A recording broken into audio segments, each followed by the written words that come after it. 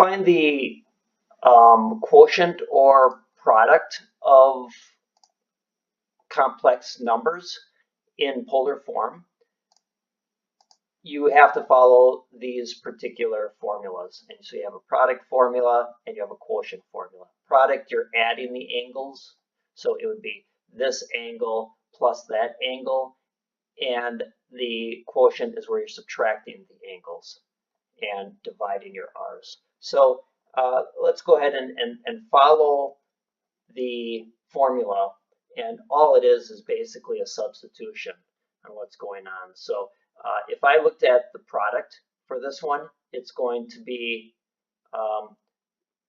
z1 times z2 is equal to, I'm looking at multiplying 3 times 3 times the cosine, I'm adding these angles, so that's 6 pi over 3 or 2 pi plus I, and doing the same thing, so that's going to be 6 sine of 2 pi.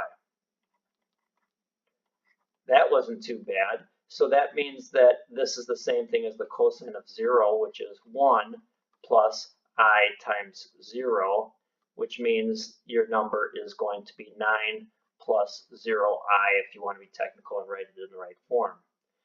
Now, if I were to do the same thing, well, let's do this one on the quotient rule. So this is going to equal 6 divided by 2 times cosine, I'm subtracting the angle. Okay, so pi over 2 minus pi over 3, common denominators, 3 pi over 6 minus 2 pi over 6 is going to be just pi over 6. So that means this is pi over 6 plus I sine of pi over 6. 3 times square root of 3 over 2 plus 1/2 I, and this is going to be 3 square roots of 3 over 2 plus 3/2 I. Not too bad, you just have to go ahead and follow the recipe or the formulas and substitute in and solve.